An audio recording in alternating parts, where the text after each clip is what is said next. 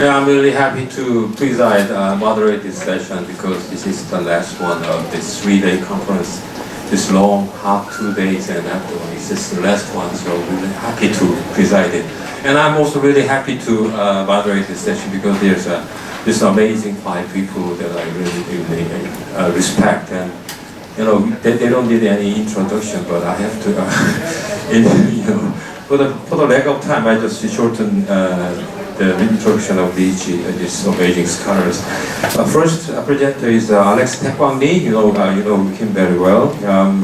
He's a professor at the Kyunghee University, and then she's a cultural studies and a founding director of Center for Technology and Humanities at Kyunghee University, Korea. He's also he's been to NTU for a short period of time, and back to several years ago. He served as academic advisor to Gwangju Biennale in 2017 and the program manager for Venice Biennale of Architecture in 2021. Yeah, he's a lot of publications, so you can find it online easily. The second presenter is Louis Lowe. He's a professor, associate professor at the Institute of Visual Studies and director of Jising Art Space at National Yangtze Chao-Tong University. Yeah, this they recently merged this university. He got his PhD from the University of Hong Kong, and he's the author of many books. And he's talking. He's right. Today's his topic is about Derrida's forgiveness and the things in the film studies. And the third presenter is Shumi's Akiko. She is a professor of feminist and queer theories of Department of Interdisciplinary Cultural Studies, the Grad School of Art and Science, the University of Tokyo, where they are also the head of Diversity and Inclusion Division of Kumaba Organization for Educational Excellence. Yeah. She's going to talk about the intersectionality. And the fourth presenter is from Manila. Oscar Campomanes.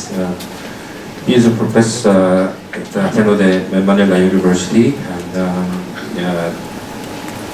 he holds the Reverend James Dolian Endowed Professor Chair at the Humanities at Ateneo de Manila University. He's been frequent presenter to a lot of venues throughout the Asia, and he published a lot of books and articles. And the last one, but not least, is she's from India, the Manoj NY. Yeah, he's an assistant professor at School of Liberal Arts and Humanities at Wokshan University, Hyderabad, India, and is a visiting scholar, fellow at Kyunghee University, Seoul. He's edited 3 volumes of concerning in terms of Derrida, Guattari, and India, and he's also the general secretary of Deleuze and Guattari Studies in India Collective. And he's going to talk about the post-humanity and things like that. So, without further ado, I'd like to straight go to the Professor Alex Taekwang-lee. Because of limited time, I won't read the paper, but rather is focusing on my own talk, my point. My point is quite simple, actually. Genocide is not extraordinary state of exception, but normal state of any state. It is any modern state. Genocide is a normal, state of our life. That is actually my point. So from this perspective, I want to analyze the psychical architecture of genocide, right?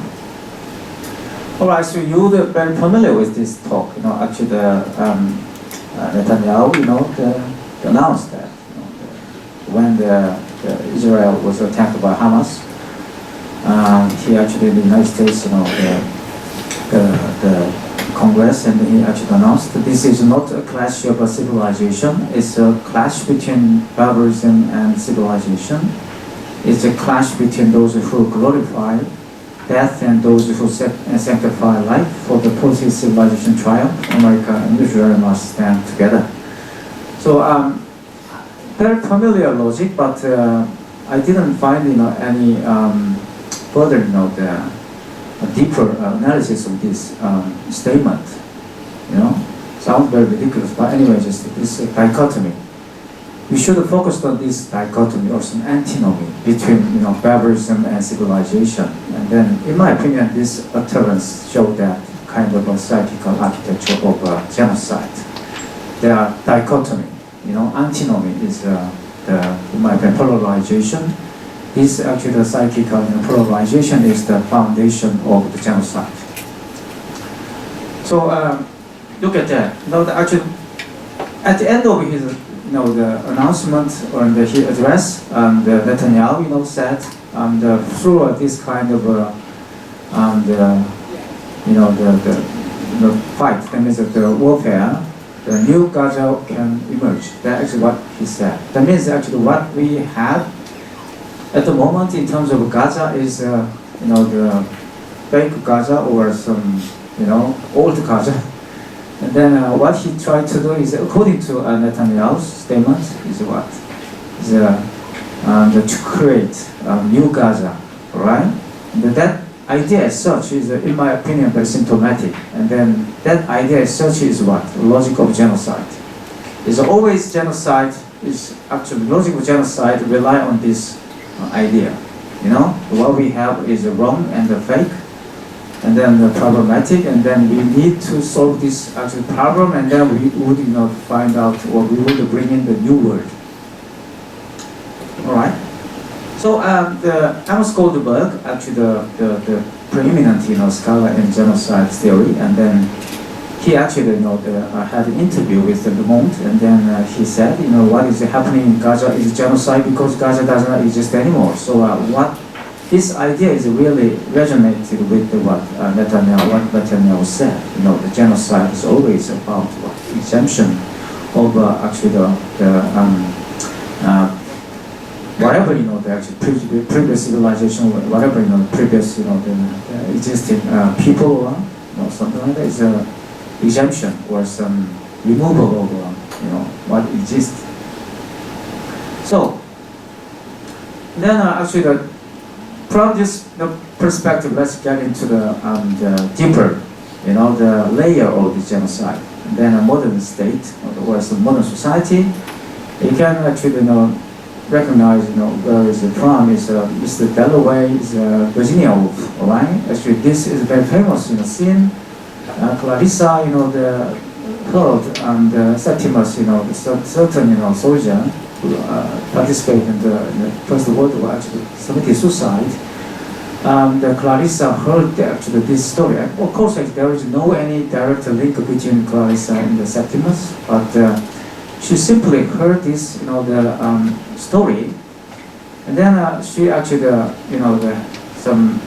retreated to some dark room, and then she reflected on the society, and then kind of death or many things related to their own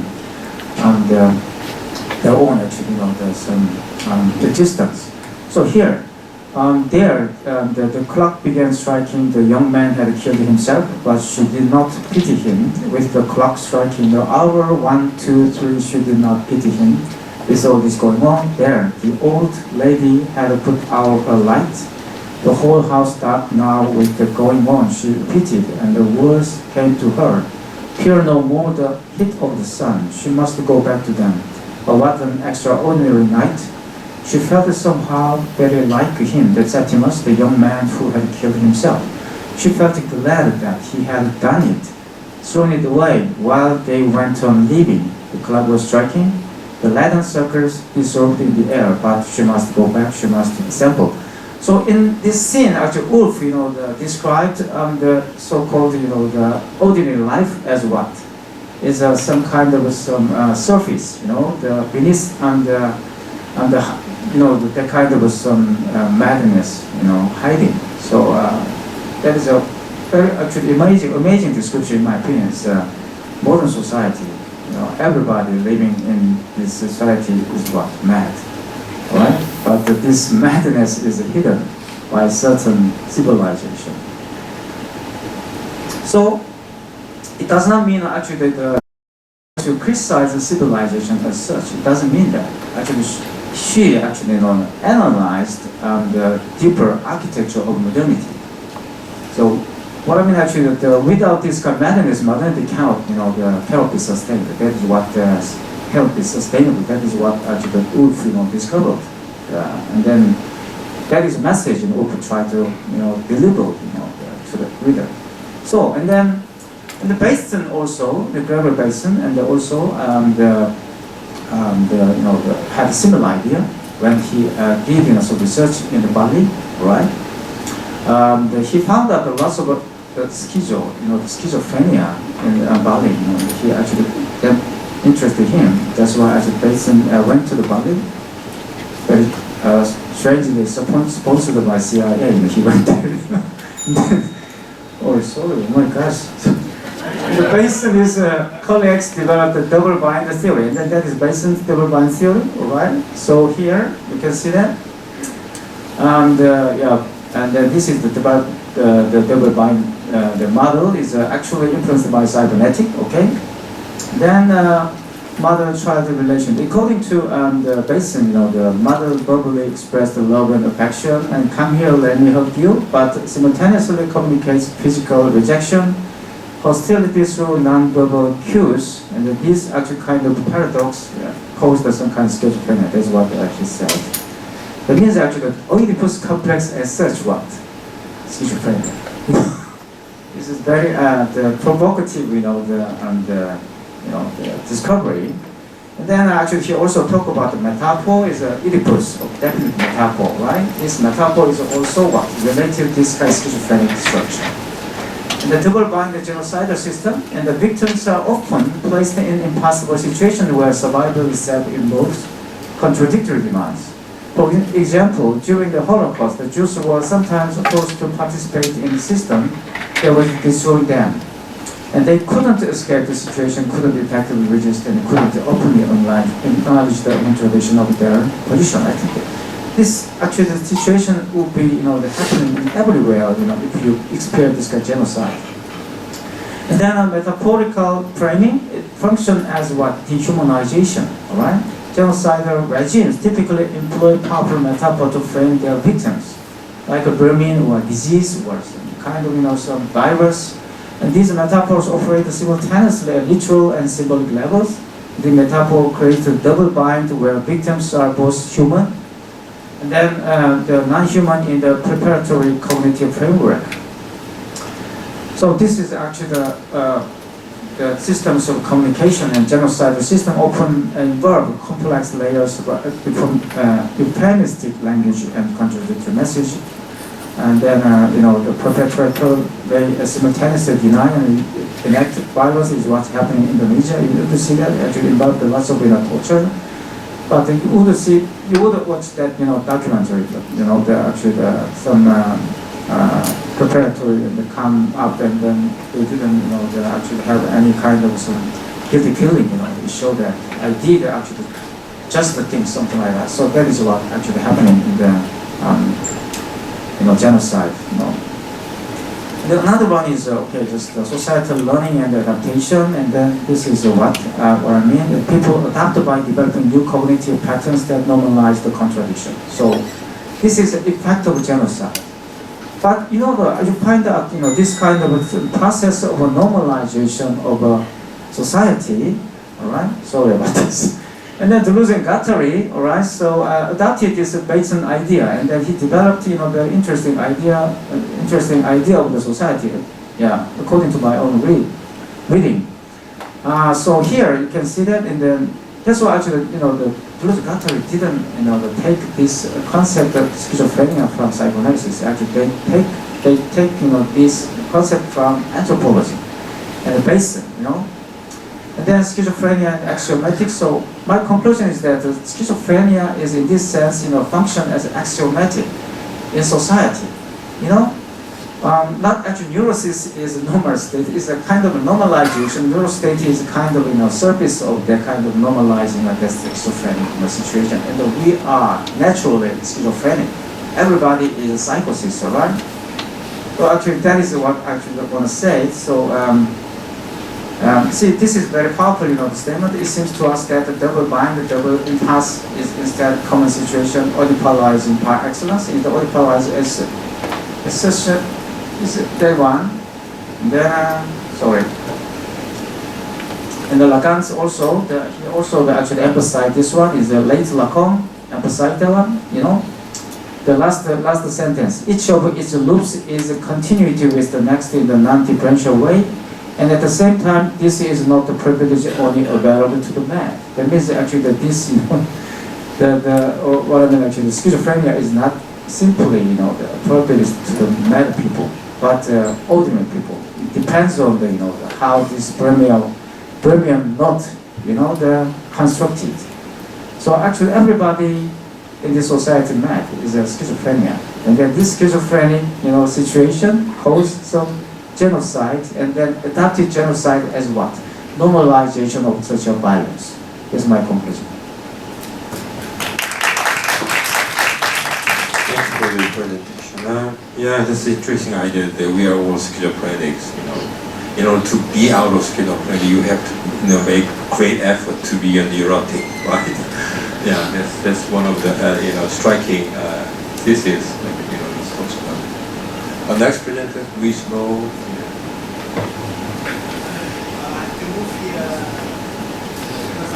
The image, which is going to be disturbing, and I don't want it to be accepted from the shock.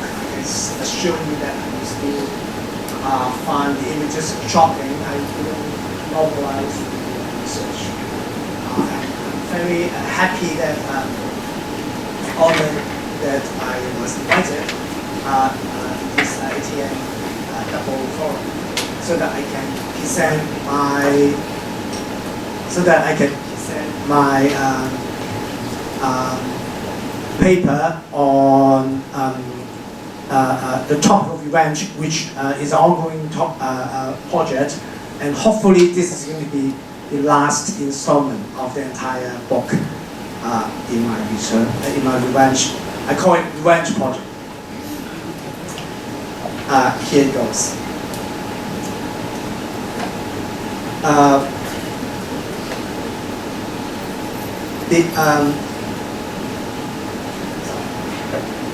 This kind of a performance. To make sure that it's tricky that I need 3 hands actually. Okay, here it goes. In Corali Project's 2 feature films, Revenge 2017 and The Substance 2024 this year, a common theme emerges: subjectivity defined by strong self-generating power in extreme situations, wit and murder in the former, facing one's double in the latter, being categorized as the horror genre of revenge.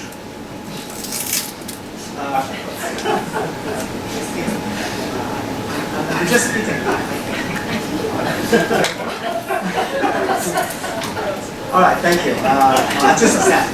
It's a gift, so that's the topic of my research.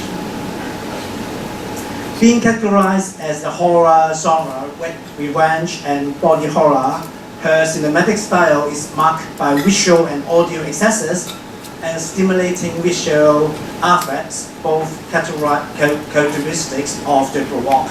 Here, the Baroque style is defined not as a historical concept, but rather a style of approaches to situations encounters since the early modern to the present day, as maintained by William Acton. The Baroque style can be understood as excessive and exaggerated. Number 2, categorized by theatricality and the stage. 3, filled with contradictions and conflicts. 4, operating in the realm of allegory. And number 5, its mood is melancholic and its tendency decentering, if not towards madness. Uhlenbach defines the Baroque as a growing contradiction between unit and totality, an art in which extent is not additive but manipulative. In short, a density of an acceleration, and therefore a torment of finality and confusion. Basically following the logic of the genre instance in the cult classic, I Spite on Your Grave. And by the way, this 1978 classic with this poster in which the model is uncannily by Demi Moore, who is the lead in the 2024 film that I've been talking about. That makes the debut Revenge stand out is devotion to the contrasting color tones and the unbelievable transformation of the heroine Jen, thanks to the use of Ritoki in the cave in the desert. The Whitler Revenge motif is multiplied by a self-generated rebirth which served as a turning point of the narrative. Jen was mistress of a rich man, Richard, who pushes her down the cliff because she threatens to tell his wife about their affairs if he does not arrange transportation to let her go home after she was raped by one of his friends. Trees and caves, symbol of life, allow Jen to rebirth from a Lolita-like dumb, sexy object of desire into a hyper-masculine, Rambo-like, very tough heroine. In the climatic sequence in which she and her boyfriend fight against each other after her killing the two friends, they chase each other in a loop in which is luxury home. A Deleuzian fault structure in which who is shooting who is brought into question. The loop of revenge, which soon is blood-stained and very slippery, is broken because eventually the heroine kills him. The ending sequence shows what she demanded in the beginning. The helicopter arrives to pick her up. Lichis argues that there are two kinds of revenge. The first is a spontaneous counterbolt to a wrong done to me, and therefore its nature is the preservation of the self. The second takes the form of an afterthought about a wrong done when my honor is at stake. Nietzsche's conception of taking revenge as persuasion of the self and persuasion of honor coincide in Jen's case. Feminist and anti-feminist tendencies coincide in the film too. A dumb-bomb figure entirely subject to the male gaze is transformed into a heroine, but only after she is raped and betrayed by the lover. And yet, the heroine plays the role of a traditional hardcore masculine figure. The fluidity implied by the feminine allows such a multiplicity. In the second feature, the substance, the revenge motif is more subtle. Its style is also Baroque. Sensory sound effect and bodily organs evoke Gadjah feelings coexisting with minimalist, ultra-clean, cold and bright lighting tone. The 50-year-old former Hollywood superstar Elizabeth Sparkle, when faced with middle-aged career and existential crisis, is offered a chance to have a better version of herself. Played by Demi Moore, the choice of edges is not without intratextual considerations. The self-generation happens in her ultra-bright bathroom with the help of a mysterious biotechnological company. Sue is born out of Elizabeth. Innocent and sassy, modeled after Lolita and Marilyn Monroe, Sue takes the place of Elizabeth as the host of morning aerobic TV broadcasting immediately. Consciousness has to be switched weekly between the gorgeous Sue and the still beautiful but aging Elizabeth. It all goes well, but the catch is that the schedule has to be followed strictly, and bodily substances have to be extracted from the other body and injected into the one who is awake. If schedule is not followed, the one gained in youth will result in the other's loss in age. The situation could be understood in the linguistic clarification given by the customer service.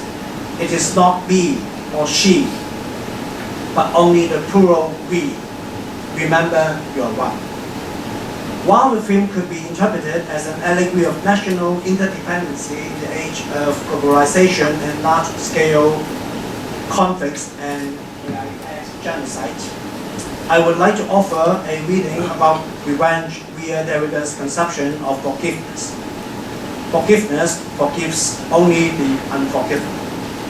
In the case of Elizabeth and Sue, the situation is even worse. It is not a question of forgiveness because the other is not the other but myself. Taking care of each other, both versions are fine. Hurting the other means hurting yourself. This is a Nietzschean Zarathustra's definition of revenge per se. Wills ill will against time and its equals. Someone has to be punished when there is suffering. If there are no other people to punish, I punish myself. The consequence of taking revenge of the other self is fatal. After Sue killed Elizabeth out of the spirit of revenge, a third self, a monstrous creature named Monstruo Elisa Sue, is generated despite the prohibition of the reapplication of the single-use actuator.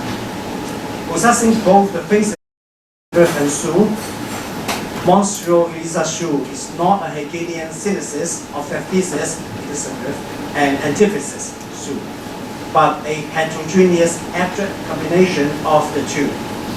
When subjectivity and the body is doubly redoubled, as suggested in Shakespeare's Macbeth, the result is a critically self-reflexive, self-mocking ending.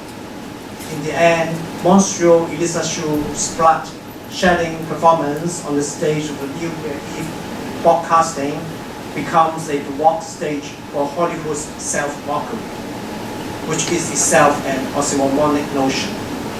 The remains of Monstruo Elizabeth's blood on Elizabeth Sparkle's Hollywood star on the Walk of Fame is eventually cleaned up.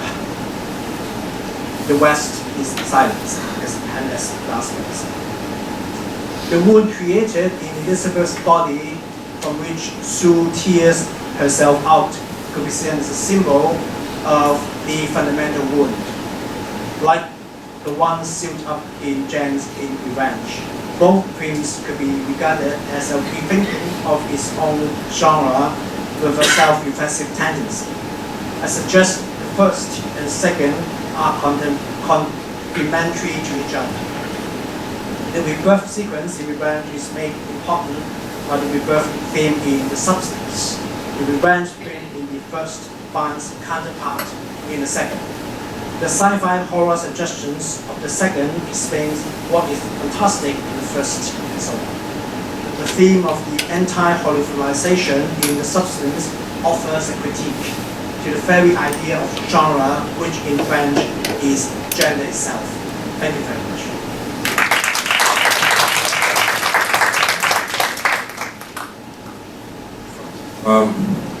Yeah, it's interesting from, I don't know what to actually find it and watch it. It's really cool. Yeah. Okay. Our third presentation is Shumizaki.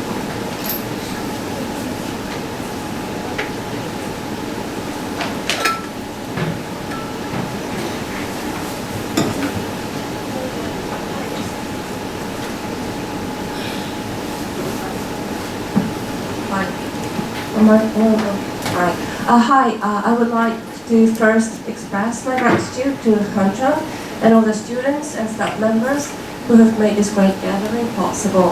And my topic today is discomfort, especially of being close to other people, of overcrowdedness, of sharing what you would like to claim as yours with someone or something that you do not really know or like. This discomfort could be feelings of slight annoyance or inconvenience, to use the term by Lauren Berland. It could be an effective response of flinching from someone stepping into your personal space when you're not expecting it. Or it could be an anxiety, a heightened awareness of, or even panic about possible invasion or perhaps usurpation. The topic first came to me when I read the passage by Judith Butler, where they argue as follows, and I quote, "Identity politics fails to furnish a broader conception of what it means politically to live together across differences, sometimes in modes of unchosen proximity, especially when living together, however difficult it may be, remains an ethical and political imperative," unquote. So the modes of unchosen proximity is a passage that beautifully captures the feelings of finding ourselves inescapably entangled with what surrounds and constitutes us, even though we hardly ever had a true say in the matter. The living together with others seem to be accompanied here by the feelings of perhaps resignation and slight annoyance and discomfort. And despite of the annoyance, discomfort and inconvenience, we nonetheless get inevitably stuck with the living together. These feelings are not unfamiliar to me personally, especially through my involvement in the Universities, Tokyo's recent and belated attempts at promoting DE&I, diversity, equity and inclusion. As I'm sure that almost anyone who actually works in the field understands, DE&I work is all about dealing with inconvenience, discomfort and sometimes resentment brought by diverse people sharing the same space and community. And it should be, considering how the idea of DE&I derives from the awareness that there are those either excluded from or at the peripheral of the us. Those who may not share our interests, our preferences, our values, but who still have every right to be legitimate members of us. Acknowledging those who have not really considered, who we have not really considered us as part of us, disrupts the comfort and convenience of the majority of us that has only been maintained through ignoring or sometimes actively oppressing the differences among us. So the task for DE&I work should be to learn and help people learn, to remain with the inconvenience and discomfort of the unchosen proximity. However, in the neoliberal world we all live in, most of the time the promotion of DE&I does not work that way. What it does instead is to try and manage diversity. And this is where things get slightly more complicated. As early as in 2007, queer theorist Jasper Poor warns us of the possibility that a certain understanding of intersectionality may get used as a tool of diversity management. So she wrote, and I quote, "As a tool of diversity management and a mantra of liberal multiculturalism, intersectionality colludes with the disciplinary apparatus of the states. Census, demography, racial profiling, surveillance. In that difference is encased within a structural container that simply wishes to meet the messiness of identity into a formulaic grid." So according to Poor, the problem of intersectionality is that it aims to stabilize identities and to clean up what is contained in each identity grid. It demands that each component is cleared of messiness so it becomes knowable, identifiable, and thus manageable. Intersectionality, and I quote, presumes that components, race, class, gender, sexuality, nation, age, religion, are separable analytics and can thus be disassembled. Intersectionality demands the knowing, naming, and thus stabilizing of identity across space and time, unquote. Now, I myself do not believe that the notion of intersectionality, originally put forward by Kimberly Crenshaw and drawing on the long history of black feminist thoughts, is in itself a concept meant to clear up each identity so that one can be sure that there are no differences among the us who reside within the boundary of the same identity category. On the contrary, Crenshaw's intersectionality serves to critically examine the identity and homogeneity of categories such as women and black, even as it is committed to the work of reclaiming the subjectivity and the rights for the very people constituting the category. Nonetheless, Poor's concern is still valid today. Intersectionality does seem to have the tendency to be utilized for the purpose of knowing, identifying, representing, and managing identities, increasingly imagined and expected to be stable, precise and pure as opposed to messy. And this can be most clearly observed where the call for diversity and intersectionality comes face to face with the demand for safety. As someone who is in charge of one of the various DNR-related sections of the university, I do hear quite often from minority students complaints regarding how their intersectional positioning is not properly addressed in the classroom, how their specific intersectional identity has been overlooked, how these kinds of incidents, when accumulated, deprive them of the sense of safety and security on campus. And some of those claims I find completely valid. However, when they start expecting safety to be guarded and provided, things become slightly murkier. When, for example, they start their complaint with, "I thought this place was safe, but..." So they thought a certain space, a certain community was safe because the said space and community was supposed to protect the rights and dignity of women or queers or minority students or who they are. Within that space and community, they thought what is safe for them must be shared by all other members. We know what makes us safe. We should not have to explain what makes us feel unsafe within the boundaries of this space and community, and if you do not understand that, perhaps you are not one of us, and therefore perhaps you should leave. They would very much like to get rid of the discomfort and anxiety that those who do not understand their safety bring about. While I do understand the emotional and psychological need for such response, this boundary guarding, this thirst for transparency could, especially when attached to the claim for safety, lead to very pernicious political gestures directed from the relatively more privileged majority at a certain disenfranchised group of people. Judith Butler once pointed to the way vulnerability comes to be strategically deployed in attacking minorities and the disenfranchised. And I quote, "We can see evidence of this rationale when, for instance, masculinity is said to be attacked by feminism, in which case it is masculinity in the vulnerable position, or when the generic public is said to be attacked by sexual and gender minorities of various kinds, and so on." In fact, the strategic use of vulnerability discussed here has become a prominent characteristic of the subject of their latest book, which is the anti-gender movement. What stands out in their description of this transnational movement is the way the movement is set to reflect and project its own aggression and orthodoxy upon what they perceive as gender ideology. The anti-gender movement accuses gender ideology of attacking the family, the nation, and the nature.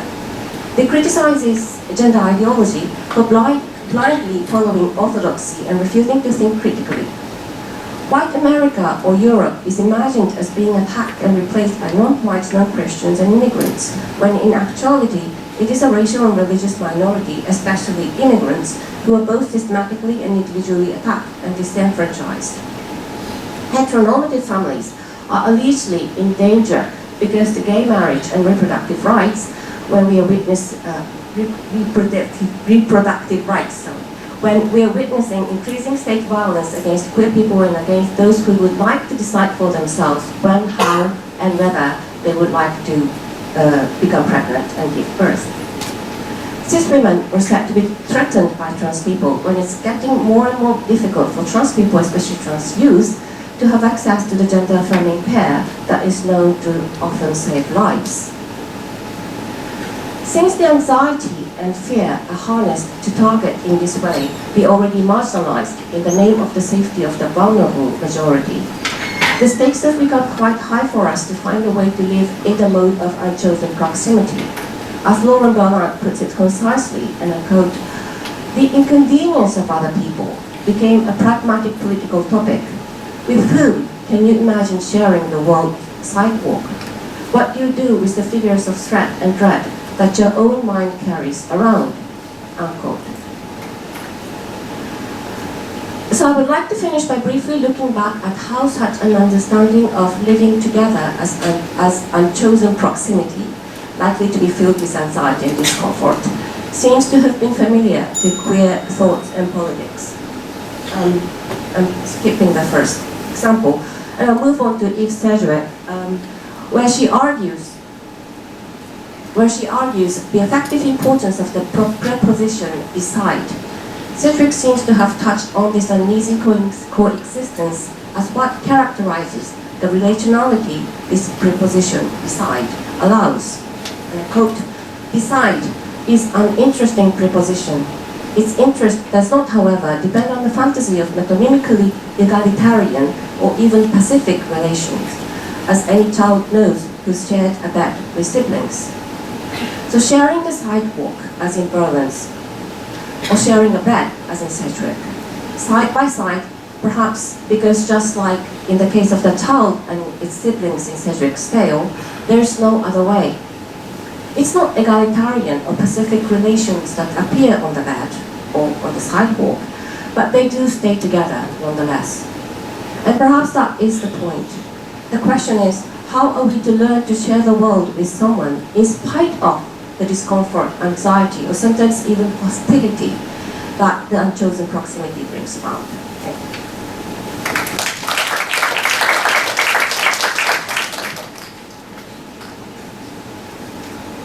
The fourth president.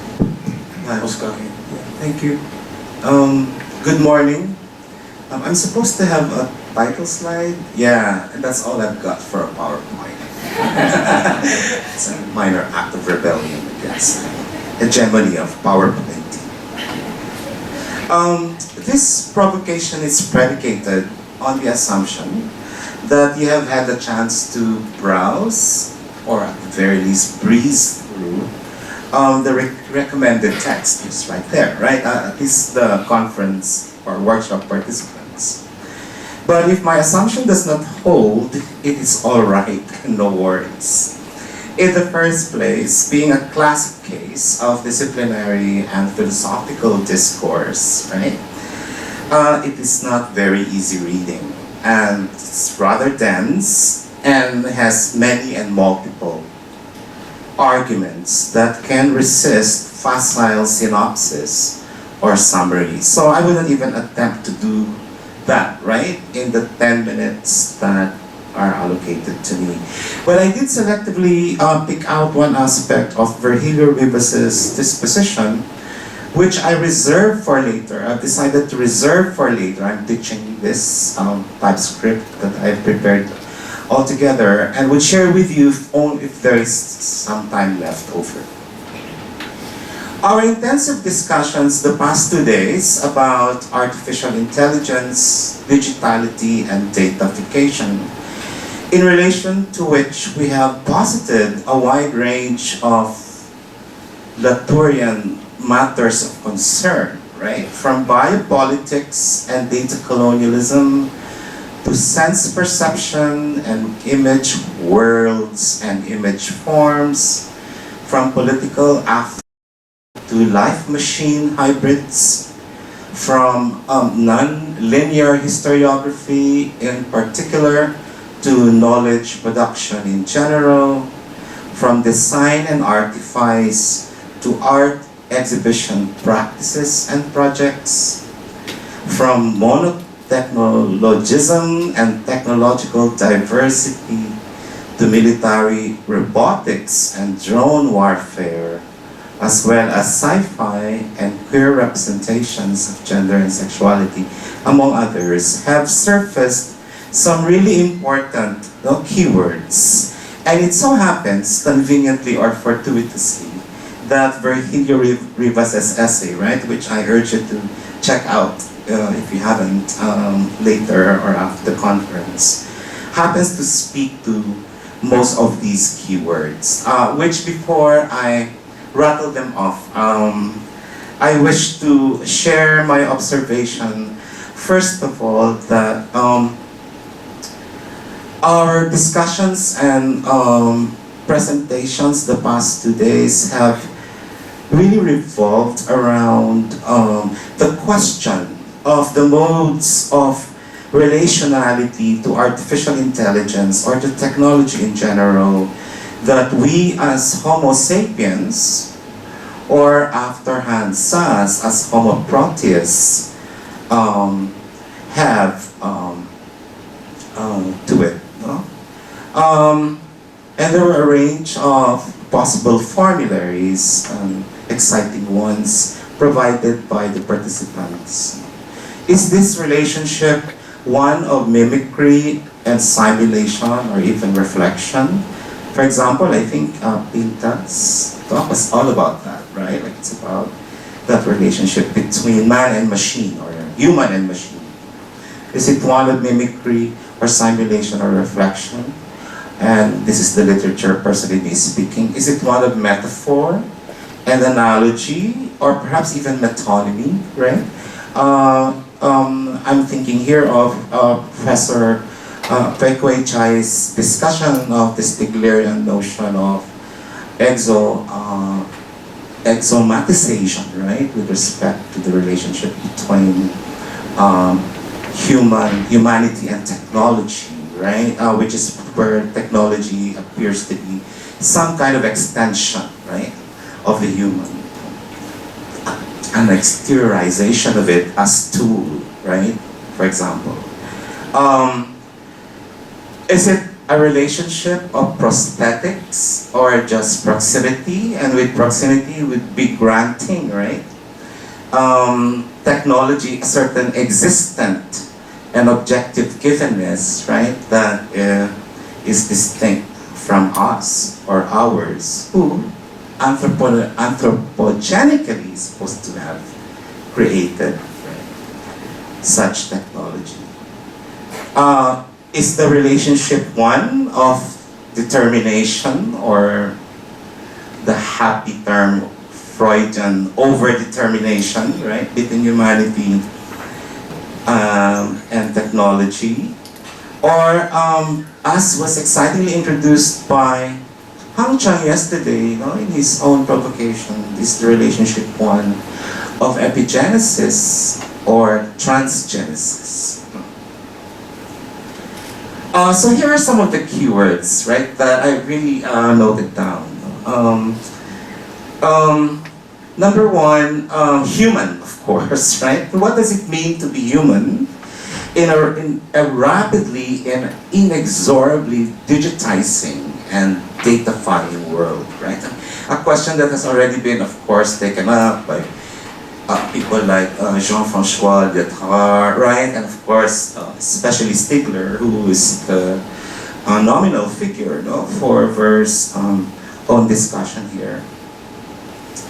And relatedly, inhuman, that comes from Lyotard, and Ver, right, acknowledges that, and non-human. My problem with Ver's discussion is that he uses the term inhuman and non-human almost interchangeably. And I was wondering if there's a different signifying purchase really for non-human, right? Apart from the Lyotard and inhuman, right? Number two, aesthetics. And when you have aesthetics, how far away is its first cousin, ethics, right? So ethics was actually in play yesterday as a keyword. This was most, yeah, that's fine. Yeah, this was most saliently formulated by Professor Ravi Surandam in his presentation during the first session, where he poses the question, what is or what happens to perception, right, after computation? And then later on in Professor Meena Gupta's presentation about aesthetic theory, from India, we see that yes, it's all about, in many ways, because Professor Surandam was obviously, when he defined aesthetics for us as sensing and sense-making, right? Obviously also kind of reverberating there this classic Schwannerian notion, right, of aesthetics as kind of this distribution of sensibility, right? All right, and then another keyword is artwork and artifice. Artwork, or the work of art, and artifice, or the artificial, the latter, the artificial in relation to the former. which open up the possibility of looking at works of science as in fact works of art, right? If we are to think of the artifice, right, in its ancient acceptations as having to do with doing or making in general, right? It doesn't matter whether it's aesthetic or right scientific, right? Number 4 is it was my first time to hear this as a kind of reconceptualization of artificial intelligence in a very parsimonious way. Artificial intelligence as collective intelligence, right? And there's much to riff on the term collective there, right? Because again, it brings up this mode of relationality, right, between humankind and its prosthetic creations like AI. And then finally, mystery. You know, that was quite a surprise for me. And the one who brought up the keyword mystery for our sake were our couple of engineers, right? Whom we invited to enlighten us, right, about the latest advances as well as the problems, right, with AI. In their discussion, they kind of basically said and admit to a certain mysteriousness still among scientists about the way artificial intelligence works, especially if you liken it to the human brain, both of which metaphorically they regard as a black hole into which something, right, is inputted and out of which something emerges, but what happens, right, within that black hole is still opaque and unknown, perhaps unknowable, even to them who are the scientists. And I love it when unexpected words like that are introduced into the discourse. Like in the way, for example, that I was so surprised by this twist of a reading that Professor, I want to make sure I get the name right, Professor Shahana Kaikimi did with this presentation about nature's face. And when she ended her presentation with this citation of a reference to bell hooks, what bell hooks has to say about nature, which is nature as chaos, rather than as, for example, something as an object of human mastery or control, right? And then, of course, with Stigler, right? Like if you read or you get the chance to read the Fair Riva's essay, introduces such unlikely terms into his critique, right, of technological modernity as love and passion, right? So that's right. It's not just all about political affect, for example, but even something that is almost sentimental as affect, as affection, right? And this, of course, in relationship to his concept of the amateur, right, and the amoriste. I think I should end there. Thank you. Well, I didn't think that we have any kind of proximity between us. So our panel is like, Akiko's terms, the unchosen proximity, but, Oscar successfully summarized our intersectionality. And then the whole workshop. So, thank you very much. And now let's open the list. Manoj, please present. Thanks. Very good morning to everyone. May I take this opportunity to kind of register my sincere gratitude to Hung-chiung and his team for inviting me and offering one of the wonderful hospitalities that I ever received.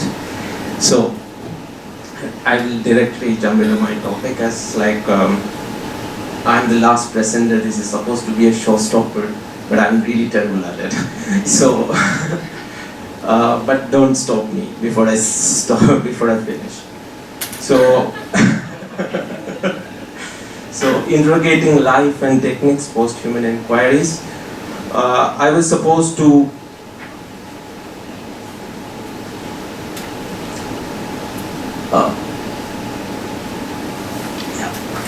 So I was supposed to look at two perspectives vis-a-vis life. One is the interface of life science and digital studies, and one is the other is on the discourse on the extinction of life, normally the discourse of climate change. Just because of the constraints of time, I just focus on the second one, like the discourse on the extinction of time, the interface of life science and digital studies vis-a-vis what you call biomedia or the biological medium is kind of elided from my presentation.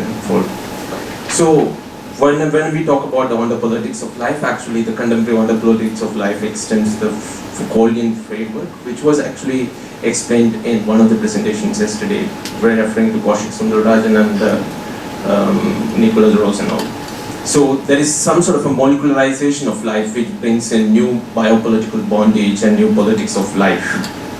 It creates a new assemblage, redefining capitalist practices and forges a new permutation of subjectification at the genomic level. So I'm going to talk, invoke an anthropologist whose name is Stefan Helmrich, who talks about the new thresholds of life. What are the kind of inquiries vis-a-vis life which kind of extends the vitalist edges of life?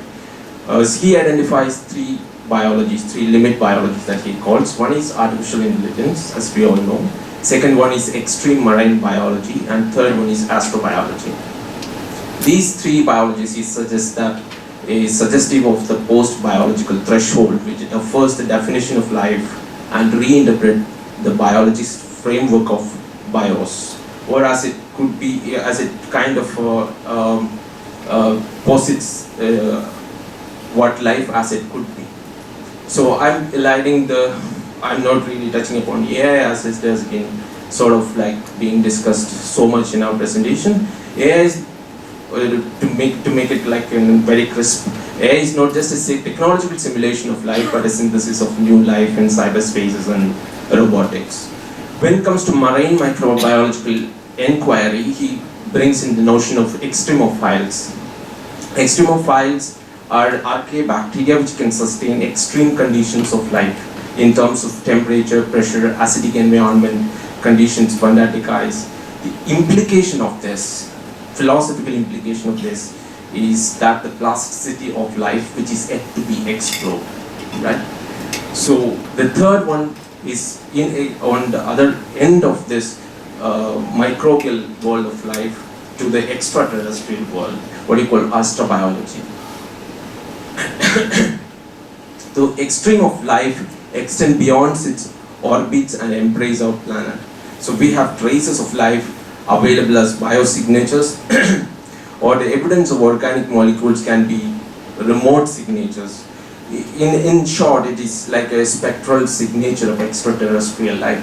What these kind of three extending the edges of life actually contributes is that, like, signifier of life is in a deconstructive fashion is caught in the web of endless signifiers.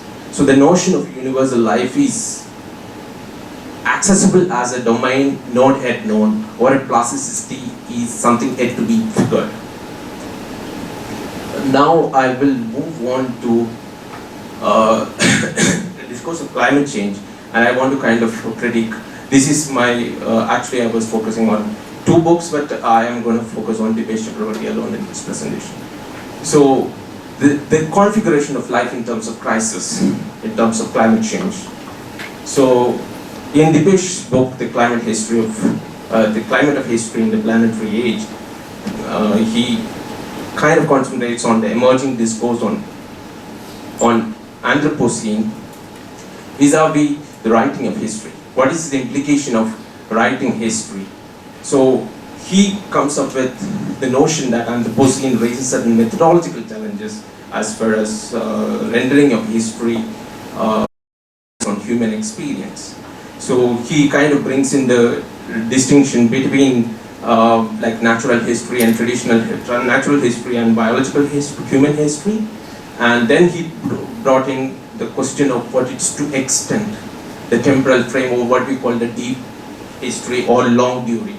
He kind of invoked brothel in that terms, but he says that Brodel himself could not make that intervention just because because of the assumption that geological changes take longer time to make significant changes, and it is thus it is not deemed as relevant in historiography.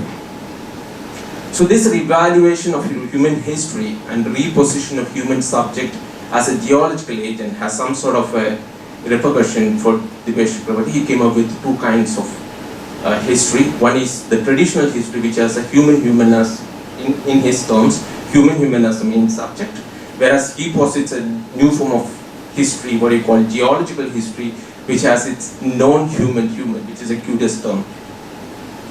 So if we kind of, what are the consequences of positing human as a geological agent? He identifies, Dipesh Chakravarti identifies a problem, a philosophical problem in repositing the collective subjectivity of human as a geological agent. This collective subjective position as species is experientially inaccessible while being cognitively accessible. The planetary focus and the temporal scales are not directly available to the phenomenological realm, while they continue to be the determining factors of our lives.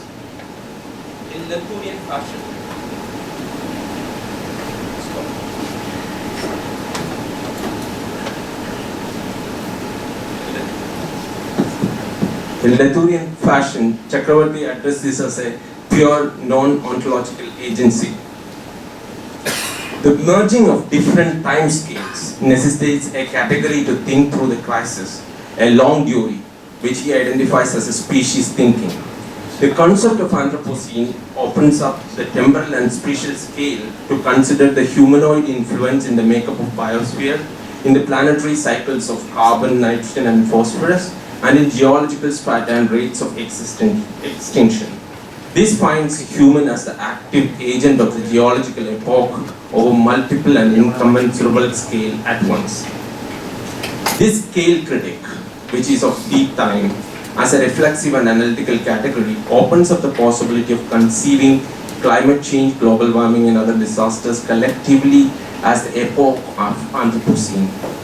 But this very possibility also functions as a limit of knowledge as well. It becomes a transcendental condition for the creation of knowledge around Anthropocene and reintroducing the once imploded and dismissed notion of human subject, which is now geologically reinscribed as a collective subject, a collective force. This becomes a problem. One is the notion of species history, wherein which he kinds of identifies with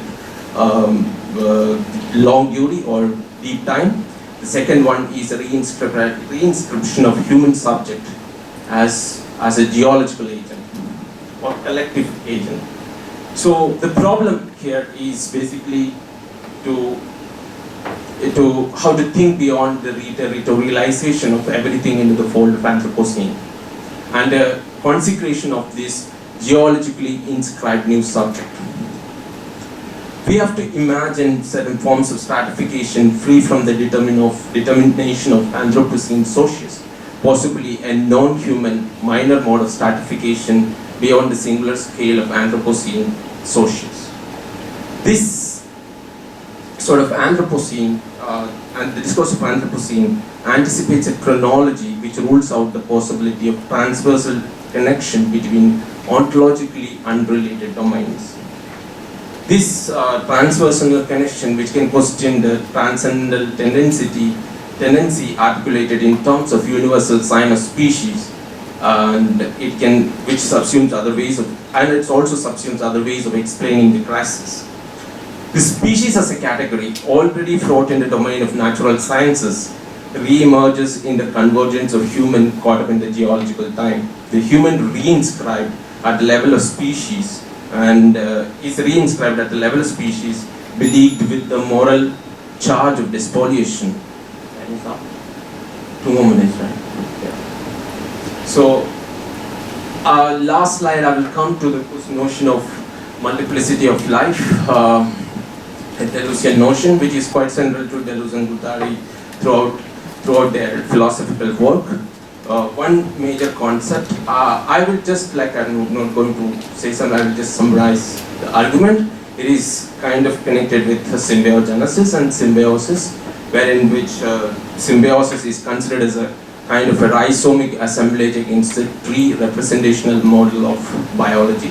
Within the biology itself, there is there is a discourse against species as a unifying agent of considering life. Or if you consider life as a product of very symbiotic relationship, which when they enter into the microbial and when they enter into a relationship with microbial and non-microbial world. So if you think of your own biology in terms of symbiogenesis, our genes encoded, our biology is defined as our genes encoded in our DNA plus the genes of our microbial partners. In that sense, the notion of a self-contained subject, a presupposed unity, or the notion of totality cannot be conceived even in at the level of species, which has to be kind of trans-species at that level, or it can only be conceived in terms of multiplicities. So in Deleuzian parlance, organisms can be considered as an assemblage which anticipates its own holobiont, and the collective genome, the hologenome, can be considered as kind of an abstract machine in Deleuzian parlance. So thus organism in this sense is defined by bigger assemblages that it plug into, not by on the basis of the categories of species or genre or anything. I just want to conclude as a kind of, this is to give you a provocation, is the kind of norm that is being followed in the presentation. So I would like to say that in order to address the complexities of the problematic that we are facing, we should move away from this old source of philosophy, which is something as human exceptionalism or bounded individualism. I would like to quote Foucault to end the talk, as Foucault summed up in Order of Things, where he proclaimed the death of human, is say, those who are still caught up with the warped and twisted forms of anthropological reflections, we can only answer with a philosophical laughter. Thank you.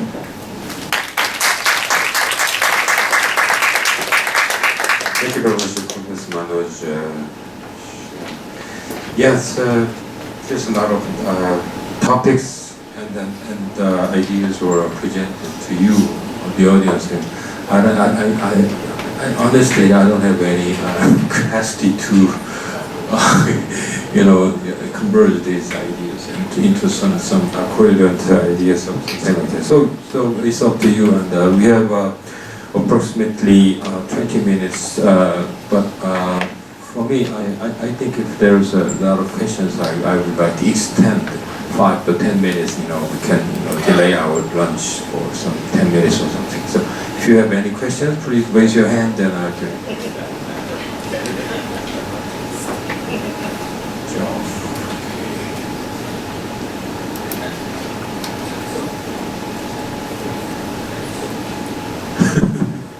Thank you so much for all of the talks. I'd like to just go across some of the comments that have been said. So with Taiwan talking about genocide as some kind of default, maybe that made me think of what is madness at the default? Is the inhuman the default of our lot? Well, I mean, that's schizophrenia. Yeah. Okay. So let me just. Schizophrenia. Yeah, let me develop. Yeah, so I don't agree with you. So I don't. Well, let me just say what I got to say. Yeah. So I'm not sure if it's schizophrenia. It might be autism as our contemporary malady. Just one more, and then it might be like a social autism, and then that would be made worse by toxic forms of technology, which is something that I want to raise about Stiegler. And that prevents us from going over to the other, from having a relationship with alterity, which might appeal to Professor Shimizu's argument. But then that's a question of desire. Stiegler calls this like the disruption to a primordial narcissism, which we have. Now, what is this collapse of circuits of desire that is made worse by AI and technology? That's the collapse of the trans-individuation circuit, which is the argument I wanted to make yesterday before I was prevented from arguing about the nature of the Simondonian trans-individuation circuit, which is the relationship between like the child and the parent, or the teacher and the child, which is an argument that is I see very much developed by Stiegler. Now, technology intervenes in those fundamental relationships we have with which form our society. Now, if that's technology invades or disrupts those trans-individuation circuits, that's disastrous for society. So, like, just to return to Tai Kwang's argument about genocide there, I think, like, what you made me think about, it's the Stieglerian argument is that we have to think about the intermittently non-inhuman. That's where we rise above the drives and we intimate that desire and the sublime almost, and that is an appeal to noetic life. So I thought we were going to talk about the nature of education, said, and the appeal to noetic life in Aristotle, that is a fundamental question of the university. Now, technology, as far as I understand in the Stieglerian argument, affects our fundamental relationship with knowledge. So we have information everywhere, it floods us, but what's affected is the nature of knowledge as such, and that's the idea of bêtise, stupidity, idiocy made worse by technology. Now, well, my argument is that the amateur, the amateur has a question. I'm nearly finished, I'm sorry. But like the idea of the amateur forms a relationship with love and with desire, and that's tied to knowledge. So I wonder if you have any thoughts about that. Your question too much beyond my own conceptualization of schizophrenia. What I want to say is not the romantic imperative. Everybody is mad. That is not what I said. What I mean actually, our axiomatics, our normality rely on the schizo, the dichotomy. That's actually, I try to reverse, the actual general reading of the delusion Guattari, and then through a perspective of a late Lacan. Lacan said, that he didn't say that everybody is psychosis. It doesn't mean that. He said, that actually our normality rely on this, white, the black, logic. And that actually proved as a kind of normality. That is genocide. What I mean, actually, every civilization, that means a modern civilization based on this genocide.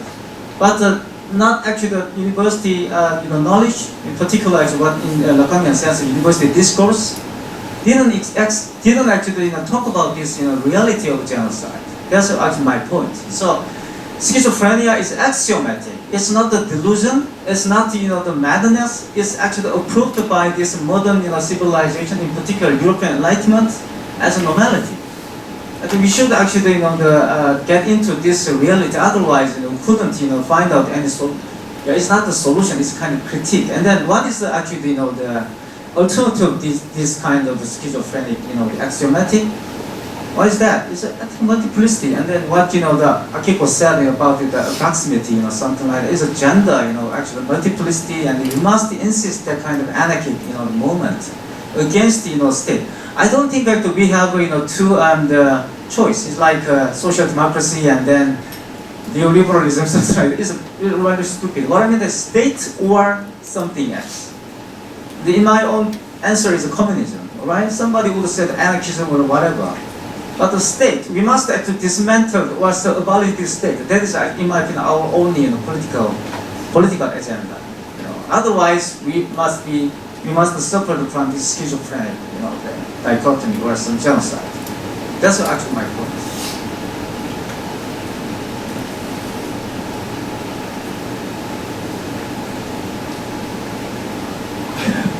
Thank you for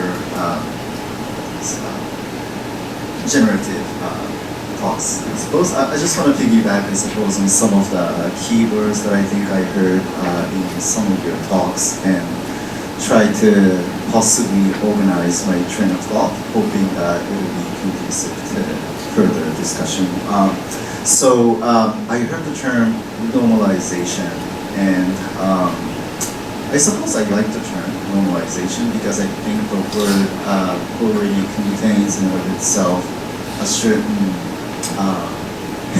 tone or tonality of protest against things being made normal, right? So normalization is a word of protest.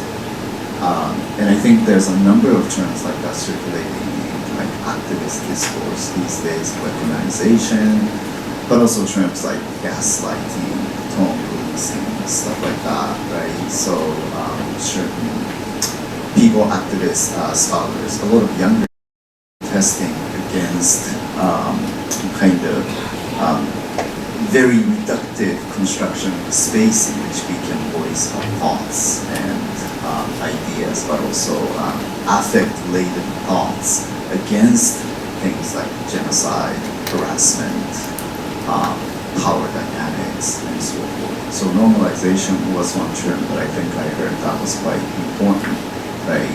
And we're not saying normalization is okay, right? We are, in a sense, giving our finger to normalization, I think. And I think terms such as intersectionality hover in that realm. So it could go into normalizing identities, while at the same time I think that affective stake around which this term is used, especially at the sites of protest, like against the genocide in Palestine, is that it's actually, I feel that people who invoke the term intersectionality are usually trying to envision something like queer assemblage.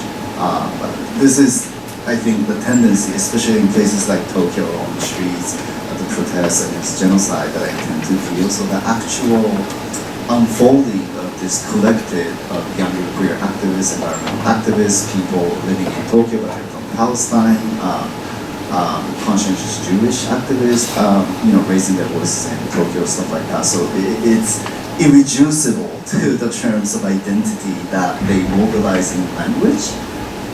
Does this make sense? So the actual materialization of this activist collectivity traverses, is irreducible and partially against or perhaps beside or besides the terms of identification that are available in society. So I feel like the actual phenomenon is something that's a bit closer to like over-determination. There is always that which slips away from the grid of mutual determination of identities. So that's where I got in this round table. But I was also recalling, I think it's Mayu's presentation. I'm sorry, could you go straight into your questions? I'm sorry. So So just to end, but I just wanted to connect these two talks, right? And then I think I heard yesterday that on Harry's presentation, there was this formulation that every form of technology is reproductive, but every form of technology is perhaps self-reproductive. So how can we break that cycle of technology, fabrication, making of power dynamics, and so forth, using these keywords is my question. But it's not directed at anyone in particular. Anyone can take it up in any way that they want. Thanks. Maybe Manoj, you can. Yeah, you have the technology.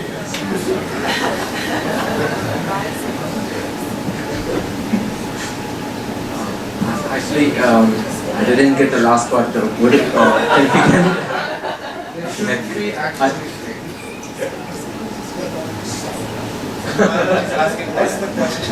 like the last part, I actually.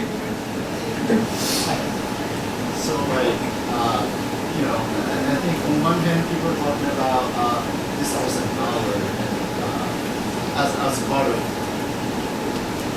discourse and power as always already a part of regime of making, let's say, making things, making the subjects. You can use any number of words to talk about that: poiesis, fabrication, technique, but regime of making, right? And I think everyone is interested in somehow making a trouble in that poetic regime. So I want to hear more about that from any one of you. Maybe you could say that, it's a relationship between, this ambiguous relations between the techne and the politics. You just mentioned about the climate history and biological problem, and then you talk about the Dipesh Chakrabarti, and he's criticized by this lots of Marxists that his ideas is not very much thinking about the possibility of overcoming capitalism and things like that. So I think that's you can talk about that. It's coming back to me. So yeah, I was kind of criticizing, actually reading Dibesh's book in terms of the question that is being raised vis-a-vis the extinction of life. Of course, life in its interface with technology,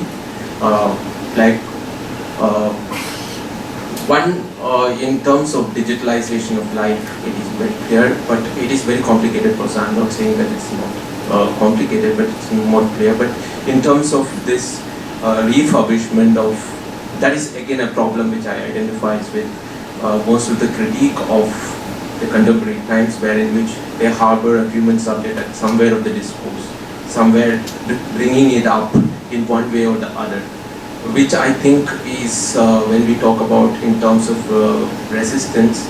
I gave a talk before about AI.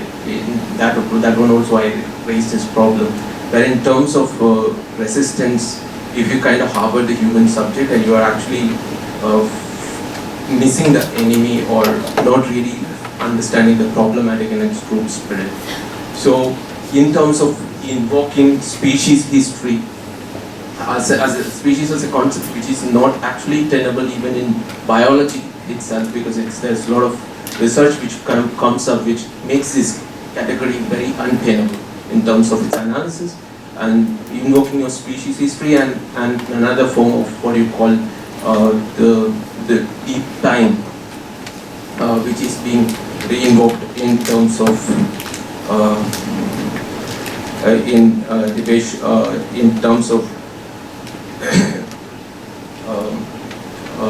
long duty, which he tries to kind of pitch it in terms of again species history.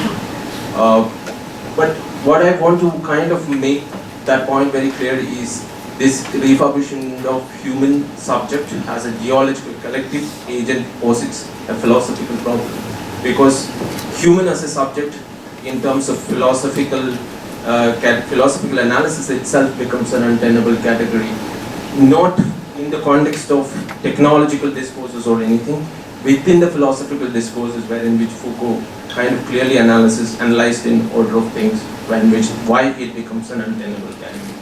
Okay. Any other questions? Yes, over there. And next.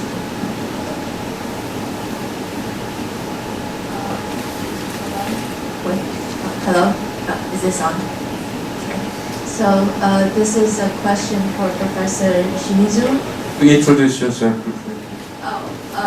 My name is Mei Liu, and I'm a student from the Department of Foreign Languages and Literatures. I'm in Professor Li Hung-chiung's class, Theory and Politics. So my question, I guess, since I'm just an undergrad student, I'm afraid this question might be a little bit basic, but I was kind of wondering that since you're talking about how you're talking about unchosen proximity, and I feel that your talk is mostly based on how the majority of people, or I should say, maybe like white people, as an example, they did not choose to be in proximity to the disenfranchised people that some of them may have prejudices against. And I was wondering that from the other point of view, like from the disenfranchised people's point of view, they also did not choose this proximity. And I was kind of wondering that since these disenfranchised people often want diversity and inclusivity within within society, I was kind of wondering that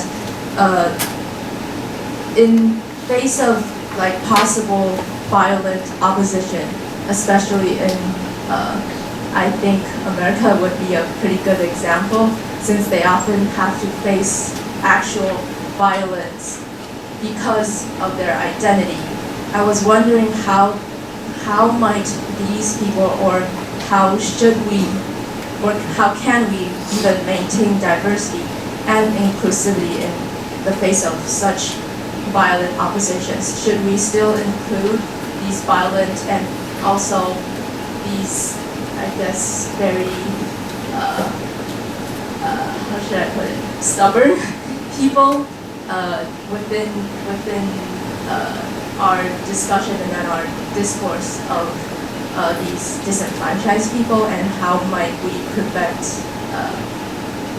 tension that these disenfranchised people might have to constantly face? Okay, okay, thank you very much. That's a very good question, thank you. And there are like parts of my talk that I couldn't actually put in because of the time restriction. But first from the last question that you asked, like how might we be able to prevent it? I have no idea, actually. I'm very, very sorry, and that's one of the things I would like to discuss here, because I just don't know at the moment. I really don't know. And going back to your first question about the disenfranchised people, actually what I wanted to say is that one of the examples that I skipped at the last, that was exactly the way that queer people, the disenfranchised queer people, were saying that like we are already dealing with you and you're sort of like attacking us, but we don't care. So that's sort of like basically disenfranchised people, like you said, have always been living with the uncomfortableness, with the discomfort, and also like danger, the lack of safetyness. And like what we need is for the majority of people to understand that like at the moment, it is the minority people, it is the disenfranchised people who are actually dealing with this like lack of safety or lack of security. And it has to be more egalitarian in that sense, like, you know, we have to share that risk, we have to share that discomfort. That's one thing that I want to say a second. And I think that basically, I'm only looking at feminist and queer history and thoughts, but basically both feminists and the queer theorists and like activists, they're always saying that we have been in danger, we have been extracted. But they're not trying to like exterminate the other side, because it's not possible. Because the other side is stronger, or like there are just simply more people there. So sort of like trying to live with that uncertainty, live with that risk. That's what the minority groups have been trying the whole time. And I would like to know how it could be extended to the larger society. I don't know how.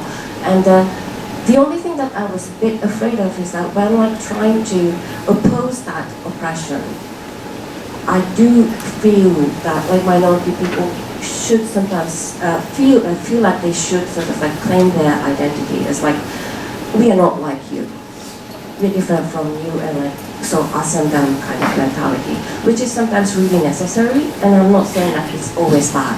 But at the same time, once you started doing that, you started sort of like policing the boundary within the us. So like we are you, but I have to actually control who is we, right? And I think that's what's actually happening, especially like when we look at what's going on between like some of the cis feminists and transgender people. So like the women are actually threatened. The women's safety are actually threatened in lots of ways. But like they're saying that, so that's what we want to do, is we want to sort of like police the boundary of women so that we could feel safe because we are women. And actually like feminists have been pointing out that we are never safe just because we are women, right? So like we have to like remember that's what I was like going at. So it goes both ways. The majority of people have to learn to live with the unsafeness. But at the same time, the smaller minority groups have to sort of like resist the temptation of trying to secure the safety for themselves. Is that okay? Does that make sense? Yeah.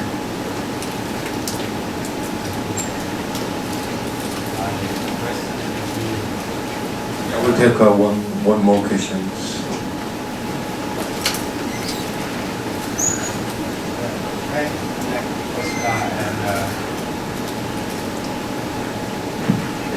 Trying to connect Oscar and Manoj's correction on the very particular term of human and its varieties from here. Guys using the words human in human, also non-human human, and also in humanity. But also, I'm wondering whether this would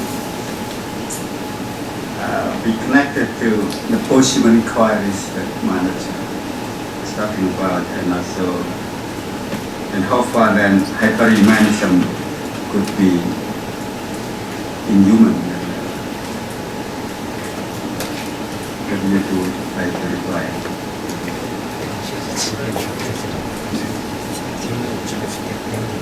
I don't know whether it's clear, but that's exactly also my wondering about the terms that both of you are using. Whether hyperhumanity and how far it's also inhuman, because Oscar is talking about human set of things. On the other hand, Mada is talking about post-humanism, post-humanity, post-humanism, but also hyperhumanism. And how far those would relate to a concept of the non-inhuman humanity. The practice and how it's implied. I think the inhuman discourse is still a humanist discourse, I guess. It's like transhumanism, or what you would hyperhumanism is an exaltation of human subject.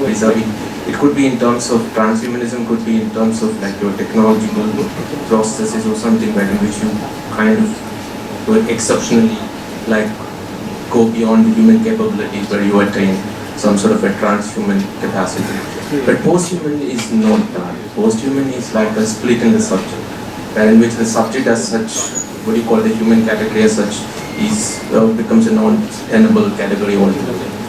Why posthumanism is different from all these hyperhumanism or transhumanism in that sense, at least I kind of conceive it that way, in philosophical terms.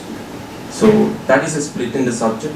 That split in the subject itself is being put forward by, you say, like the post-structuralists, but they didn't know where to go beyond that. It is being exacerbated by the technological milieu, but it is, I do consider the post-human problem largely in the context of philosophy itself, because the subject itself was an untenable category in that sense. Yeah, Oscar, that's what you meant by inhuman human.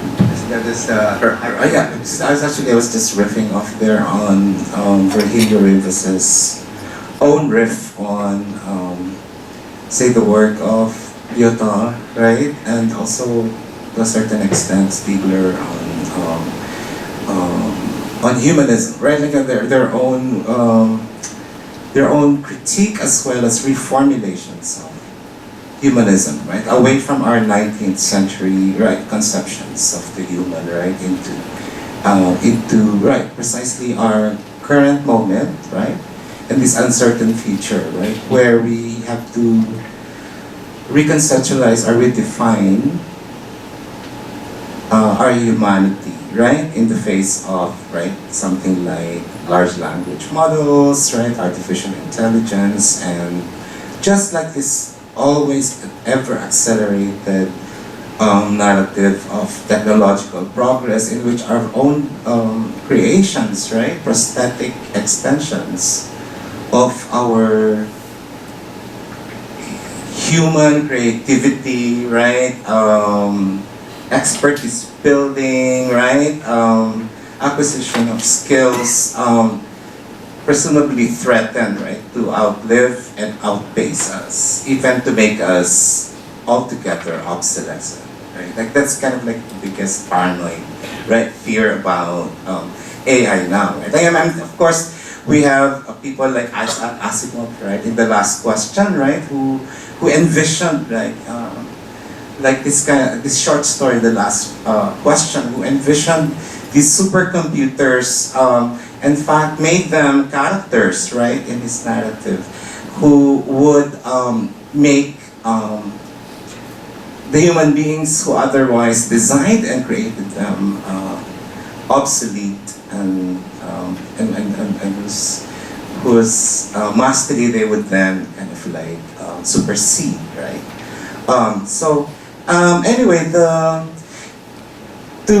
the way that, for example, Rivas uses the term inhuman here, apart from the fact that like he derives it partly from Lyotard's notion, twofold notion of the inhuman, right? Like the inhuman is kind of like on the one hand the technological or the artificial, and on the other hand the inhuman in us, right? Like which I myself, I must confess, I have a little bit of difficulty wrapping my head around, like what is this inhuman in us, or that is supposed to be ineluctably part of us, right? What is this? Is this the inhuman that would eventually become inhumane, for example, right? Or is this the part? Of course, as human subjects, right, ever going through a process of individuation, right? And formation as subjects, whether passive or participatory, right, in the world, right? We know that we are ever partial, fragmented, right, split subjects. There's always this part of us that's probably inhuman because it's yet the part that has to be, right, realized, recognized, right, developed, etc. So that's really just kind of like, yeah, that's just the way I can understand the, you know, I was saying a while back that my problem was with the term that very used almost interchangeably, right, with inhuman in this article. I don't know if you've read Verse Essay, Joff, just published. Oh, you edited that came out? No.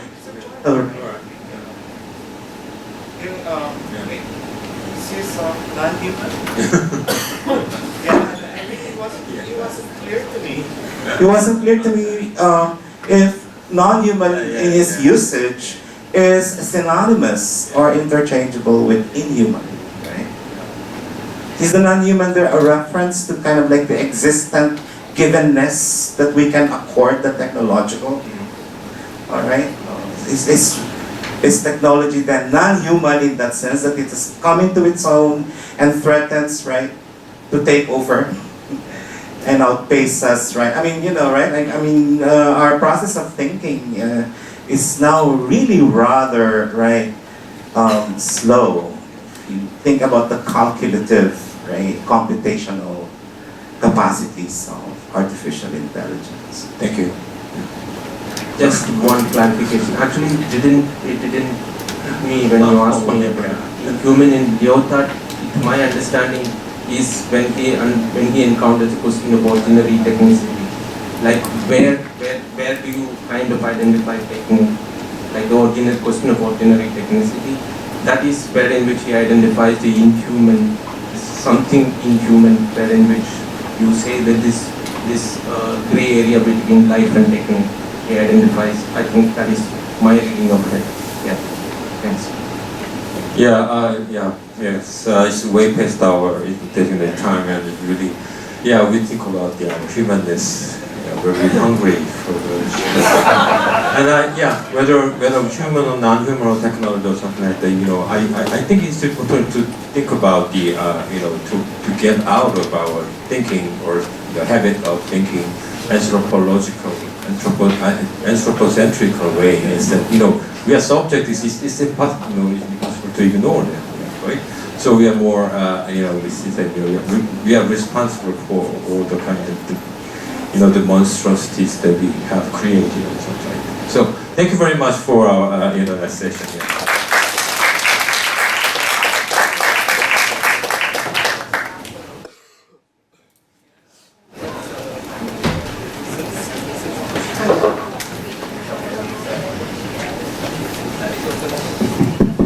Okay, thank you very much. These two forums actually culminated our discussions during the 3 days or 2.5 days, in relation to the crisis we are witnessing, we are experiencing nowadays in relation to higher education and to violence, and also to the political scene, and to the species problem and to violence.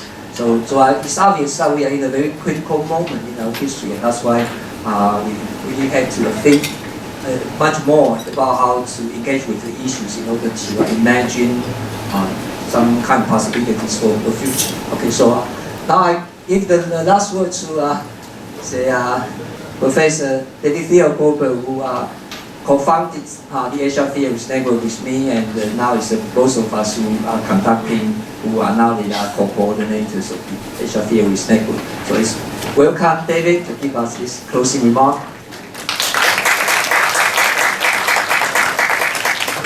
Everybody, I'll begin just by making a pithy remark about the last panel. It's a pity there was no time for discussion of revenge. So sorry to you.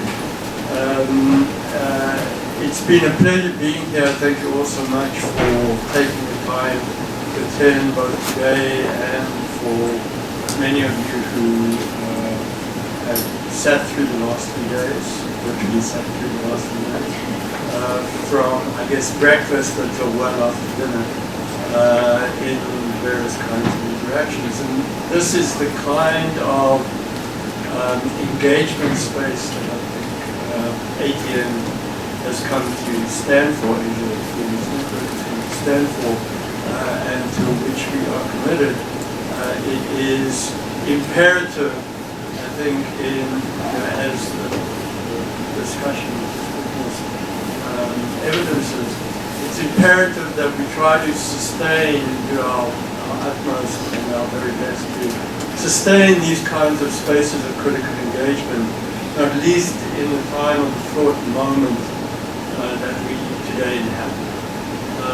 So we're committed to this space. I encourage all of you to think of spaces both in your own homes and environments, and more generally, I think what is so generative about ATN is that it really does cross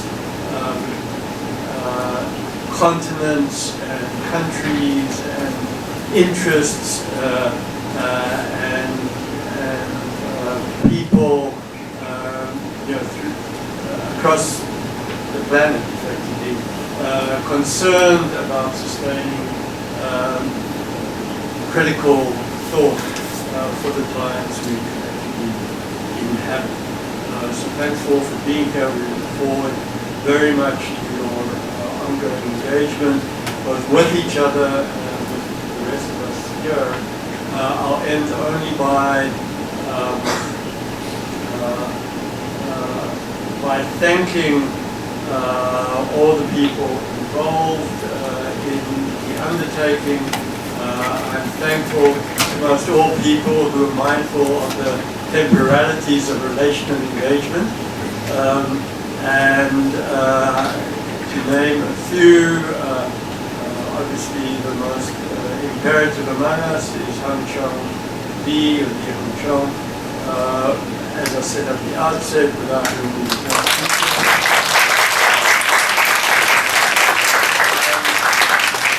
and the incredible group of young people that he has put together and sustained, who have made our being here possible and so pleasurable in the engagement, from Ning Li, from Purveyor, and all the people who have summoned us out of breakfast and into dinners.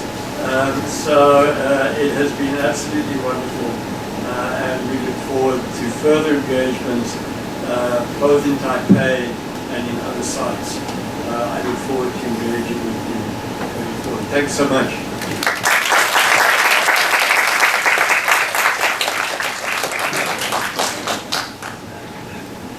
Okay, thank you so much. We look forward to seeing you very soon in the future. Thank you.